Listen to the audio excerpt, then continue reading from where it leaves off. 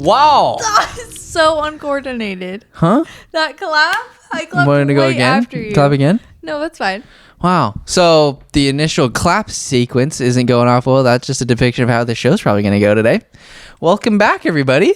It's been a little bit. I dyed my hair. If you didn't notice, it looks darker. You know. Wow. Comment if you like it. Okay, guys. So, didn't get an episode for UFC. Is it 266? Yeah, with Volk and Ortega. And I was also a very bad boy because I was gone the day of it was this Anthony Smith versus Ryan Spann card. But I did catch UFC. You? I was with you, remember? What were we doing? I was going to say, I feel like, what were we doing? I don't know. I just wasn't home. I know that for a fact. No, I was at... It wasn't San Francisco, Sheridan. was it? Yeah, you were at Sheridan. Yeah, okay. Me. Yeah. But UFC 266 was a banger. Bianca came over. She loved it. 13 fights. That's just about her max of... I loved all 13. Every one of them. Every last one of them. But the main thing for this episode, even though because it is Tuesday and you guys most likely don't give a crap about what happened because everything has already went down. You've seen all the post-fight press conferences. You don't need another person to go over the fight card with you, right? So that's wrong. We're gonna. That's where you come in. We're going to obviously talk about the Santos versus Walker fight. Johnny Walker, baby, one of the more dynamic light heavyweights in the entire universe. And then what the biggest part is, wow, I was wanting to do an episode so badly because just kept, every time I go on Instagram, UFC news, banger comes out. I was like, wow, this is a good fight. Can't wait to do an episode. That happened like 8 times this week. Like, I'm not even kidding. And a few of the fights literally got announced today. For instance, Petr Yan versus Corey Sandhagen. What? Isn't it a surprise to you that Aljamain Sterling can't fight? Really weird how Aljamain pulls out of a fight. He's going to stay champion for longer. You know what I was thinking? Yeah, that's not fair. Who else is thinking this? Why even him? Why just strip his ass? Like, why would you have him have the bit? Why are you making this Petr Yan versus Corey Sandhagen for the interim title? Why would you do that? Do an interim? You might as well just make it an actual title fight and just strip Aljamain, and then when he comes back, have him maybe fight for the title again. I don't know. It just doesn't make sense to do an interim. When was last time Aljamain fought? Well, let me just... it was when he lost to Petr, dude. Oh. When he got kneed in the face, yeah, and had the acting. He had an acting. Well, if he lost, what's the award you get for acting? Does he still have? What's the award you get for acting? I mean, I'm not saying he obviously got kneed in the face really bad, but Oscar. Yeah, he should have got an Oscar for his performance. Wait, so he kept the belt after that? Because they technically they called it like a. What'd they call it? Holy buckets. UFC 267 is stacked to the Li Jingliang. Holy mother of monkey. This card's going to be so good. Wow. So odd. What fight? Okay, it doesn't even matter. When did Aljamain fight? Let's just look at what was the date. We'll go to Petr Yan really fast. I don't know the exact date. It was UFC 259, baby. March 6, 2001. 2 days before my day of birth. For your B-Day. That's all she does. She just thinks she's TikTok's famous now. She tries to do that salmon bowl thing. Oh my and then God, she's like, oh my God, I used so many likes on that. Oh my God. That's right. And then all of her friends think I'm a freak show because Bianca puts too much mayo and sriracha and like furikake sauce on there. You had me add more later. Didn't put too much. I was like, definitely up there. No, Kellan just literally comments after everything. And people probably think I'm a freak. Yeah, because you are. Like, this is a fact. Yeah. What was your favorite fight from the UFC 266 card, even though that you weren't even paying that much attention to it because you don't even care, I guess. Okay, I do care. Do you even care? Like, actually, right now, tell me, do you even want to be here? I have so many. No. I have a list of like 7 or 8 fights that we have to get to talk about. This episode's mostly like... You asked me a question and then you kept talking. Do you want an answer or not? Yeah, I want an answer. I actually thought, this is so like basic, but I thought the main the main event was like really freaking good. Yeah, it was Alexander Volkanovski. I thought it was great. We're not going to spend too much time on this fight, but, you know, Mans earns my respect. Not a lot of people get out of that guillotine. In fact, probably 0% of humans in the UFC get out of that guillotine at that weight division at 145. Nobody. He's a baller, and I knew Brian Ortega. He is really good because he's so long and lengthy, and he uses all of his skills so well, and he's so dangerous. Like if you give up, like you just saw it, like he grabs your neck instantly after putting. It was just kind of a shot that I don't know if it like severely hurt Alexander, but it just kind of sent him backwards and he had to take a knee or something, and then Brian Ortega's right on top of him and he's just constantly threatening. Like that third round or whatever, I think it was the third round, it was just relentless attacks from the bottom and just submission attempts from Brian Ortega. Like it would have been so scary. Like I don't know why Alexander kept going to the ground. I knew that he probably wasn't going to get him in that triangle because Alexander, he had pretty good like he was able to like posture up, you know what I mean? But and I kind of trust him because he's just kind of a physically stronger guy.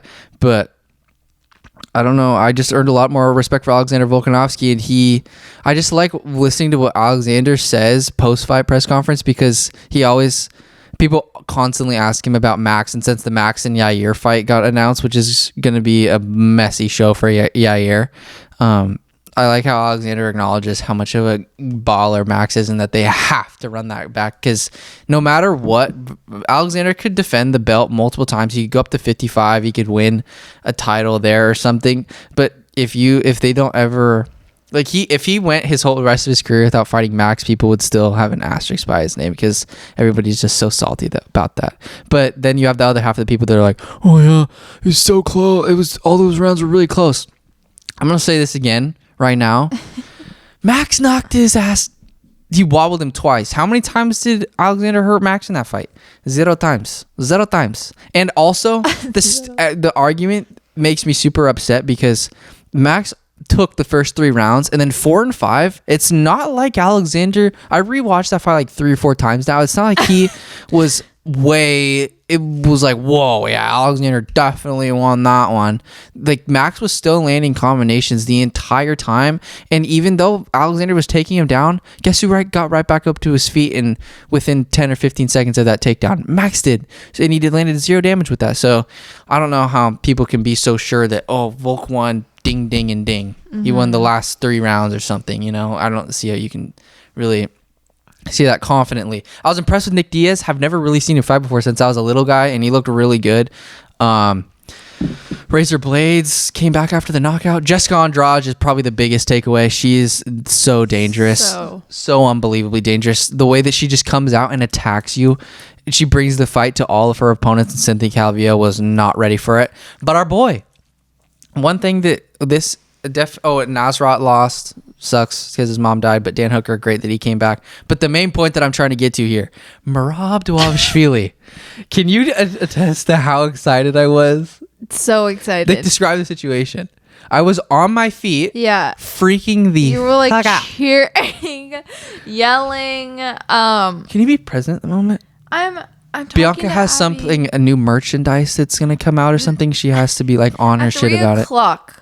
There is a drop that I need to buy, but that's not what I'm on. Let's talk about Merab. Stop. You just said we're talking about Merab. Abby's grandma is texting me because we're surprising her on her birthday. Merab Dvalishvili. Give respect to this man. I like how you say like, oh, this is gonna be a 20-minute episode. Like, not gonna go through the card, bore you guys. Like, you already watch it. Goes through every single fight. No. I'm like, okay, I've already heard it. I've already watched it. So you do your thing. Shut the fuck up. No, but Merab, we have to. No, I have a topic that I want to talk about with him. Okay. Okay. Let's see it. Number 6 in the world, up 5 spots, baby. Who's next for him? I'm giving it Kai Car France. Kai France is number 6. That's flyweight division. Oh. Merab's over here. But Merab, to me, he is the man that represents a new influx of bantamweights. Because you see, not that we have like Aljamain and stuff, but I'm talking about Merab is representative of the rest of the bantamweights that are at the bottom of the bantamweight division, but that are still so talented.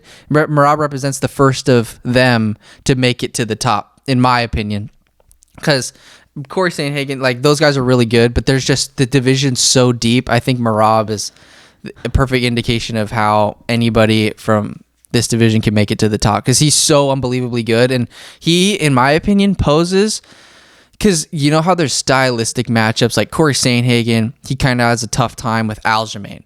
I don't know if TJ Dillashaw could beat Petr Yan just strictly off of stand-up, and Petr Yan's really tough to take down. And Rob Font most likely would get beat by an Aljamain Sterling or like TJ Dillashaw, just given the fact that their wrestling and their ground game is just so good. But when you have a guy like Merab that can do it all and has a champion, like, I don't think there's anybody that has a mentality like him in the bantamweight division, because Marlon Moraes is a superhuman. He has the best abs in the UFC. He's so like unbelievably Superman. Strong. And even though he's on a 4 or 5 fight skid now, he's fought the best of the best. And that's fine. I think he's still very much needed in the UFC for sure to test some of these younger guys that are up and coming. But Merab, he's going to become a champion because he poses so many problems. It doesn't matter if he gets hurt. It doesn't matter if he gets wobbled. He's going to grab you and he's going to take you to the ground and he's going to recover. I don't understand when he was hurt why he didn't shoot earlier, but he just bit down on the mouth guard and just started popping him, and all of a sudden he got to the ground and started absolutely throwing like just short elbows and just ground and pound on Marlon.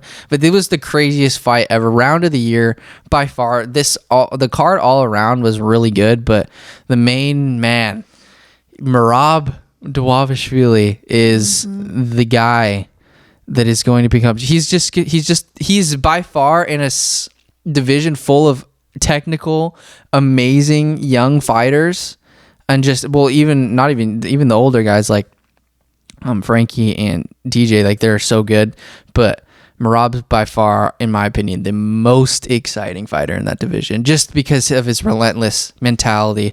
And he's gonna get you wherever you don't want to go. He's gonna find a way to get you there, and that's just what I love about him. He's not gonna stick in his realm because he's so well rounded. He'll go anywhere you want to go, and he'll force you to places you don't want to be.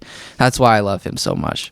And so many guys would have lost and given up and crumpled, but he was I don't know. That was just it was a valiant effort upon one of my favorite fighters for sure.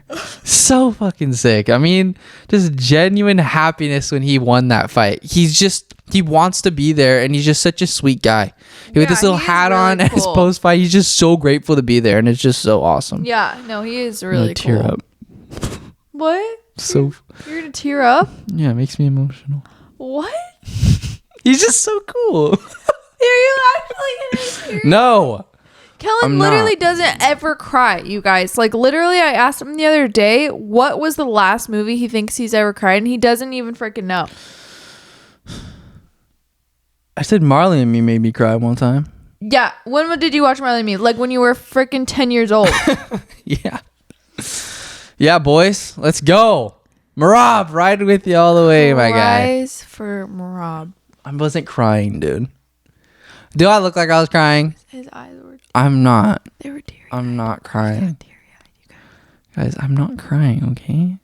What? Yeah. That's about it. Chris Daukaus just got a new fight against Derek Lewis, baby. Chris Daukaus. I've never got to see Shamil Abdurakhimov fight, but Chris Daukaus, Kyle, brother's gonna take over the division, man.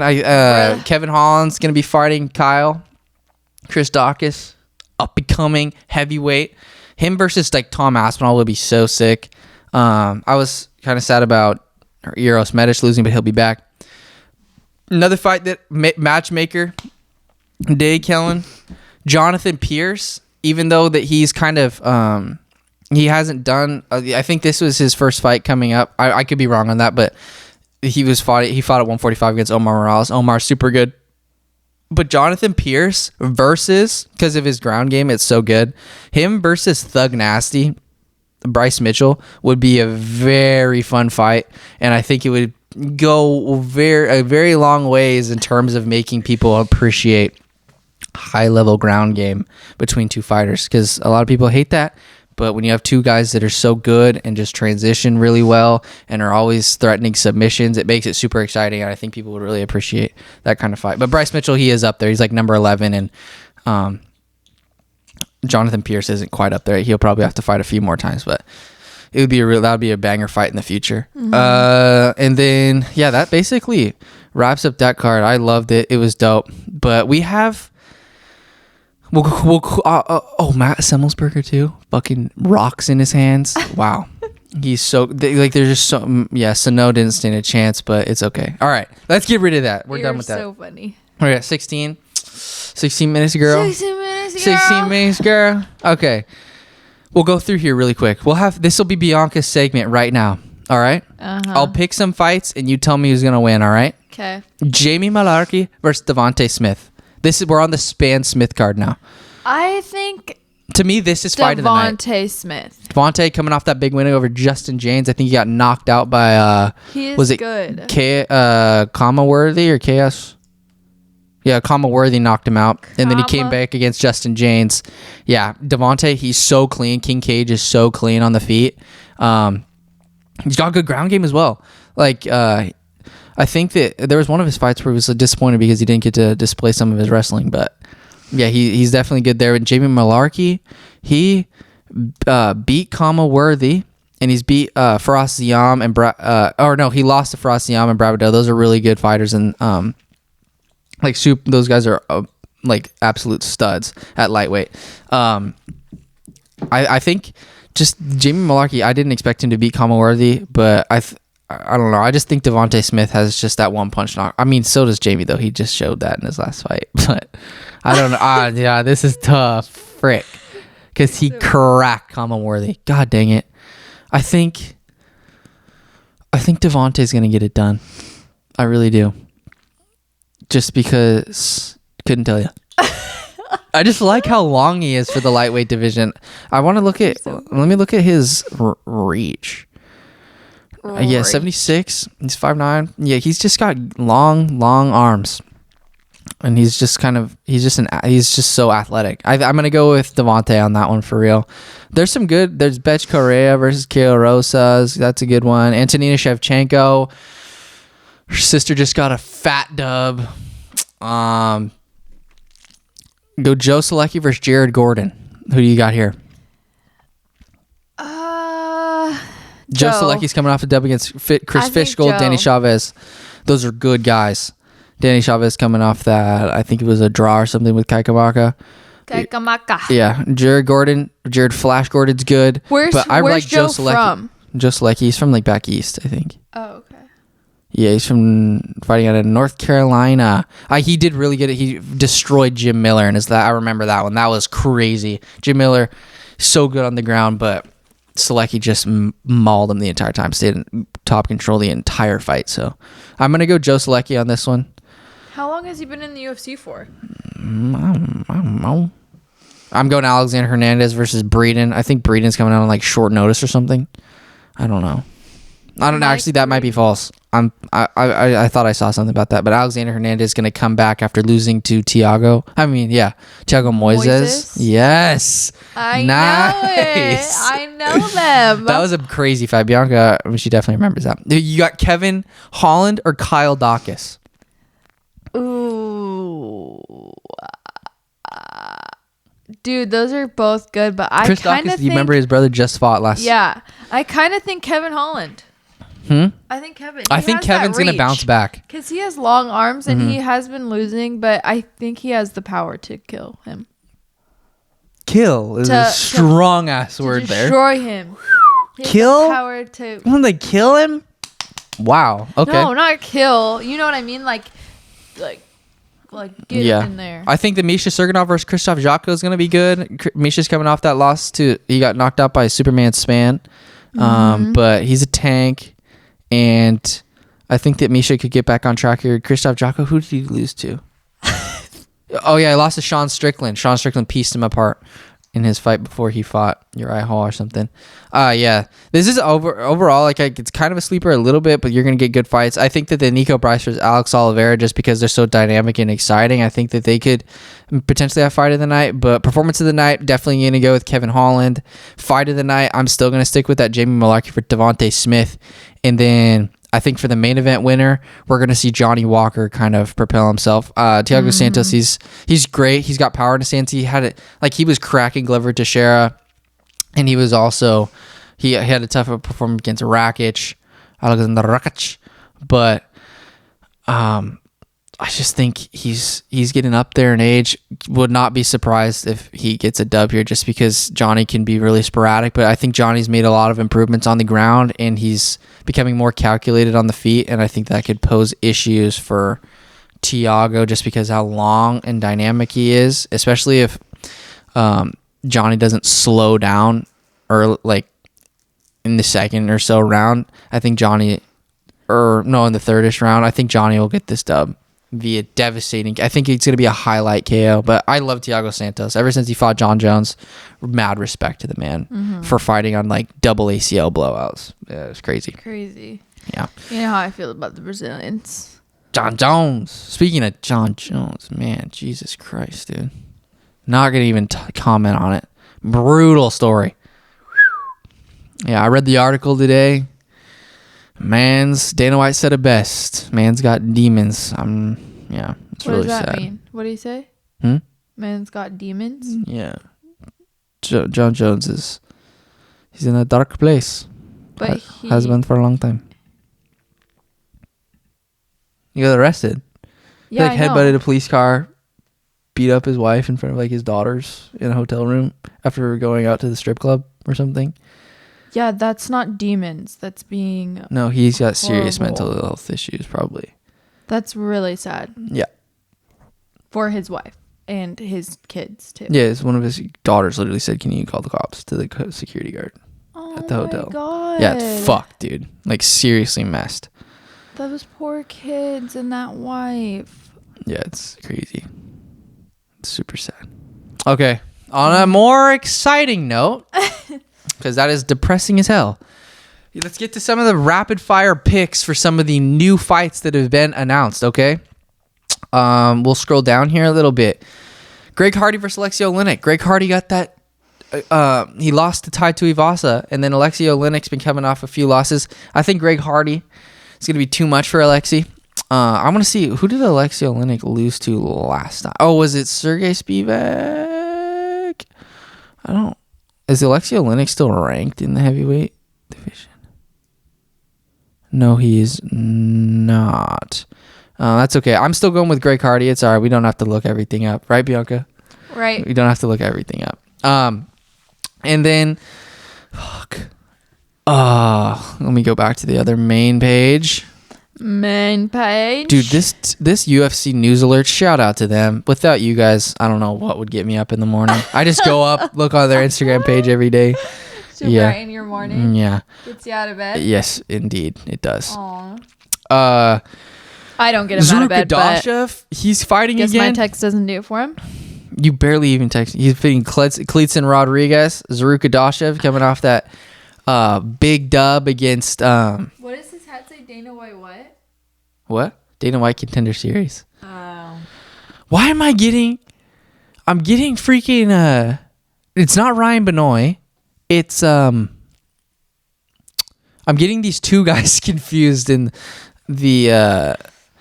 Oh my gosh, Kellan. It's not Ryan. It's not Ryan Benoit. It's... the wizard? Huh? Ryan, you know the wizard guy? No. Zarukadashev, so you mixed up Ryan and Zarukadashev. No. Oh, he did beat Ryan Benoit. Yes, okay. Who's the other cat that Tim Elliott? The wizard. What are we talking about? You know Ryan the wizard? Oh, Hall? Ryan yes. Hall, yeah. Yes. See, how did I remember? Dude, who am I spacing out on right now? Tim Elliott, yeah, he's a stud. Dude, there's this one guy. Oh my God, Kellan. You're stressing me out right now, hella. Me? Yes. Because I'm trying so hard to remember this guy. Okay, whatever. It doesn't fucking matter. I'm so mad. Don't cuss. There's one guy. Come for you. I don't care. He doesn't mean it, Christy. He doesn't mean it. God, I'm stressed right now because I'm trying to think of the guy's name. It's whatever. Jean Valente's fighting Chris Barnett. That's going to be a good one. Two big boys. But the main ones, Rob Font versus Jose Aldo. You know, Jose Aldo's coming off those big dubs against... he beat Cheeto and he beat Pedro Munoz. And Rob Font, he's beat Cody Garbrandt and Marlon Rice. Yeah, there you go, Kellan. I feel like I am having a stroke right now. Stroke, little baby stroke. Stroke. I have no idea who's gonna win. I think Rob Font's gonna get that dub. Yep. It's gonna be surprising though. I don't know if Jose Aldo mixes it up, makes Rob uncomfortable because Rob did get a little bit tired against Cody Garbrandt, but I don't know. It's hard to go against former featherweight champ, former GOAT in some people's eyes. But yeah, I don't know. I think Rob Font, he's just got those long, good box. I think he could pick Jose apart. I don't know. That's gonna be a tough one. And then our boys. This one is going to be. I want to check the post right now because it's on December 4th. Zhalgas Zhumagulov versus Manel Cap. Oh, Kellan, you just had an absolute breakthrough right now. Zhalgas is the guy that fought the guy that I was forgetting about. Yes. Kellan, you had a breakthrough. This is the dude. Jerome freaking Rivera and Ryan Benoit are the guys I'm getting confused. Yes. Zhalgas. Why do they look alike? They're just similar fighters, and they're both bantamweights. Flyweights. But yeah, Zhalgas got his first dub in the UFC over Jerome Rivera, and Jerome Rivera is really good. And then Manel Cap, he's an absolute stud, and he lost to Mateus Nicolau, but then came back against Odie Osborne, and he's so good. Both of these guys, he came from Ryzen.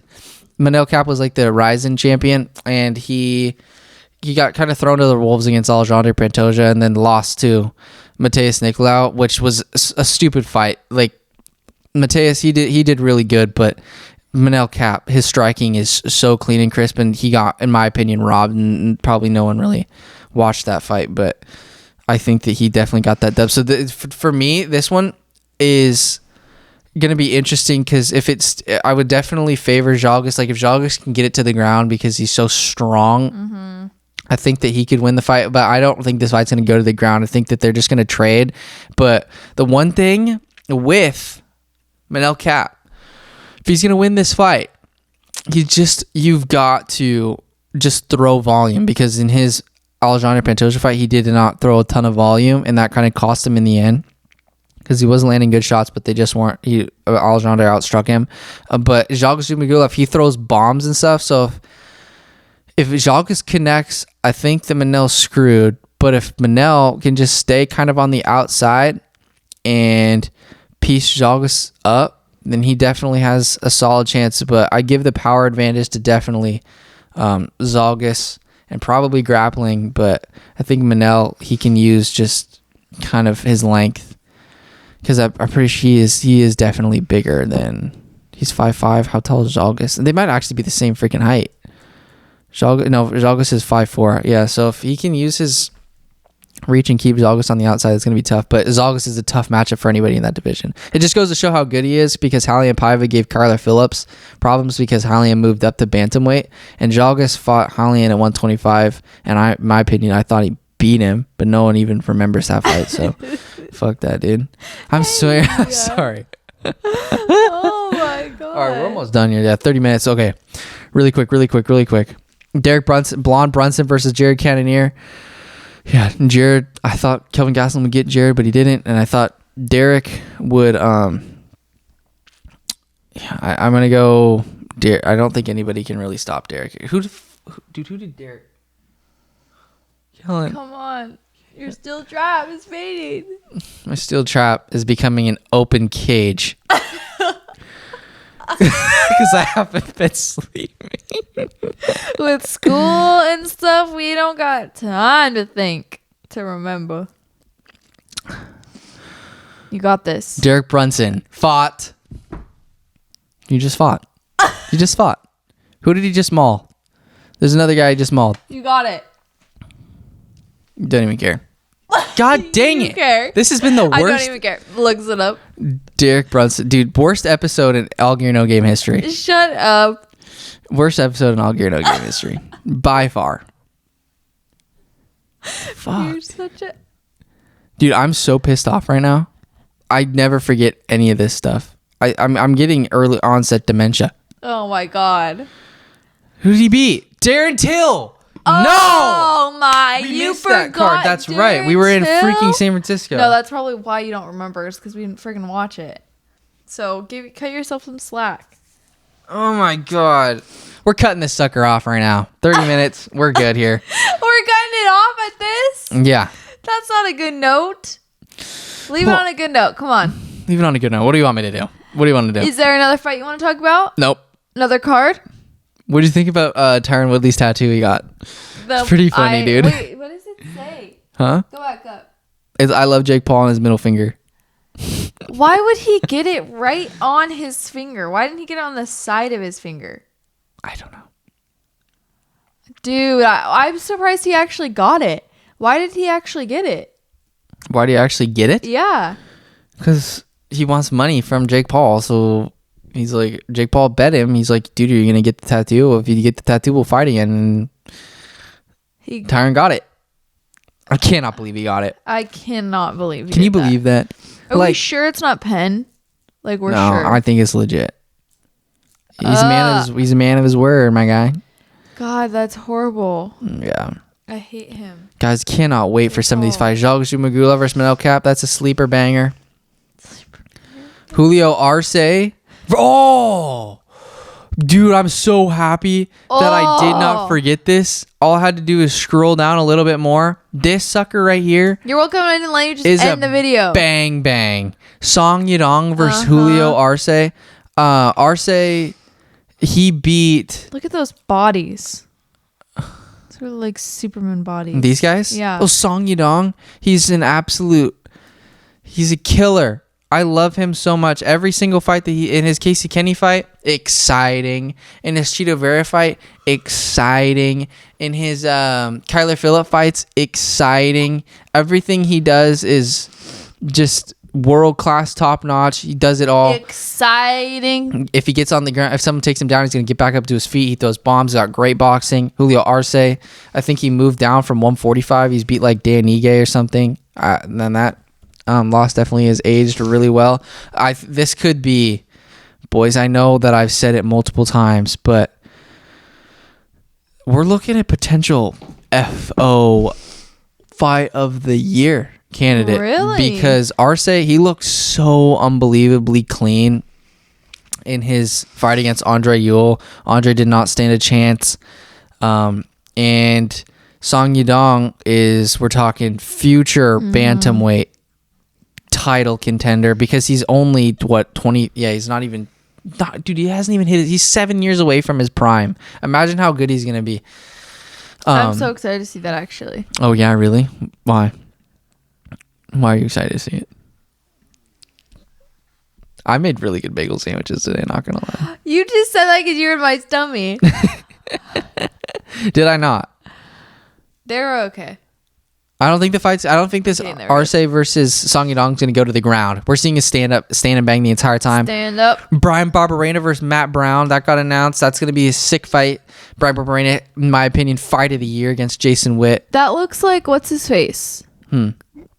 Wahachikakin. How do you say that word? Oh yeah, Derek Minner.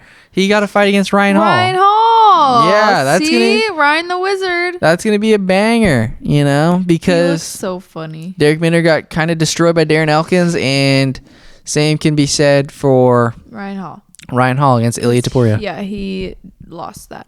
Yeah, that was not a good one. Nope.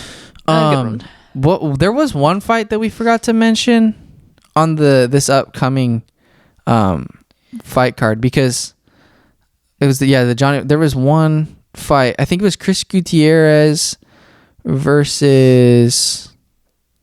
Where is it not there anymore? Oh yeah, I guess it's not on there anymore. I don't know. I thought Chris Gutierrez was fighting. Who knows? It's whatever. I go through one more time. Double check. Yeah, it's whatever. But the Rafael Sunsao versus Ricky Simone. Yeah. That's going to be a freaking banger. That'll be cool. Ricky is unstoppable. The whole Bar Bantamweight division. They could make their own entire organization, Who's baby. That? Who? Alessio Di Chirico. Di Chirico, he's coming like off. his face. He's coming off that devastator KO from Abdul Razak Al Hassan. I'm surprised he's got a fight that soon. Jesus Christ. Interesting. Yeah, we're done now.